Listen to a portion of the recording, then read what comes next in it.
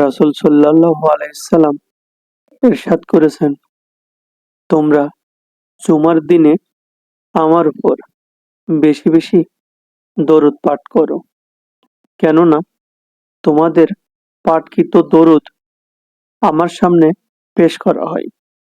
আবু দাউদ, হাদিস নং 1047।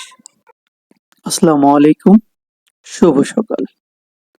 আজ রোজ শুক্রবার, জুম্মা মোবারক।